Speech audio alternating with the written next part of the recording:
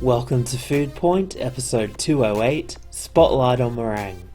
While a lot of people like meringue, most people probably aren't aware that there's actually 3 different types. All of them are made in a slightly different way, but they all seem to use the same ratio of egg whites to sugar. For consistency's sake, I'll be using 4 large egg whites and 1 cup of caster sugar.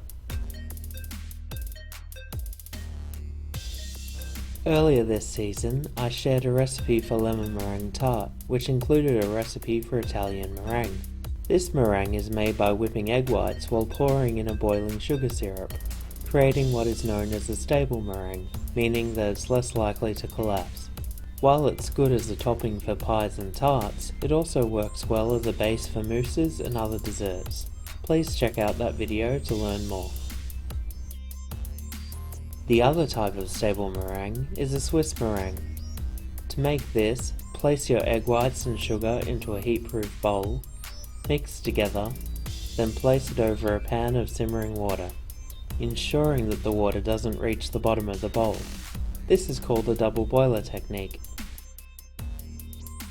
Heat the egg whites while stirring until the sugar has dissolved, then remove the bowl from the heat and transfer to a cooler bowl to slow the cooking process.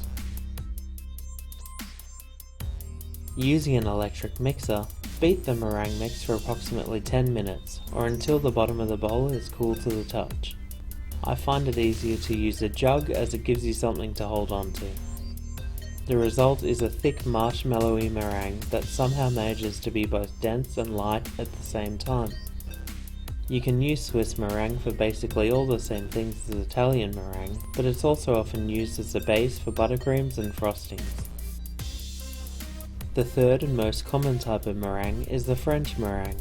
For this, I would recommend that you also use a wedge of lemon in your ingredients. To start, squeeze the lemon into your mixing bowl, then use the wedge to rub the juice around the bottom and edges of the bowl.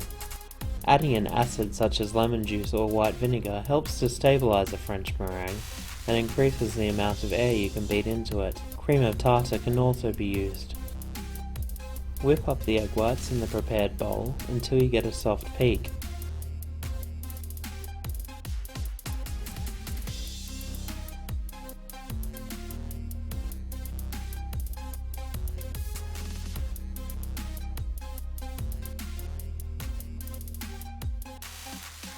Then add the sugar a tablespoon at a time slowly until it has all been incorporated and the meringue is light and fluffy.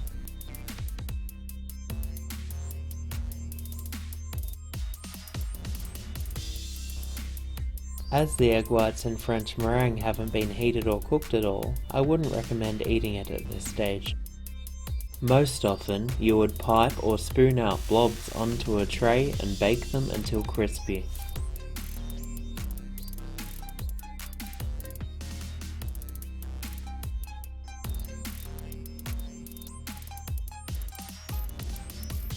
You can pipe them out into pretty much any shape you want, and they will all cook in a preheated 110 degree oven for an hour and a half.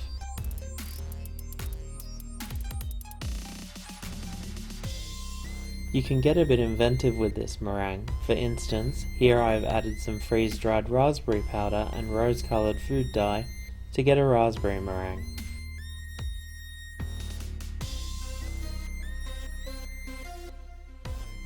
Or some freeze-dried peach powder and dye for a peach meringue.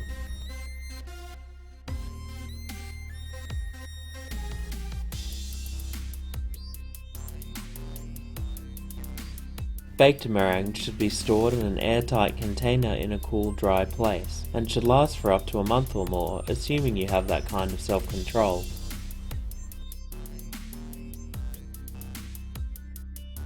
You can also make meringue kisses by sandwiching them together with some ganache or buttercream, similar to macarons.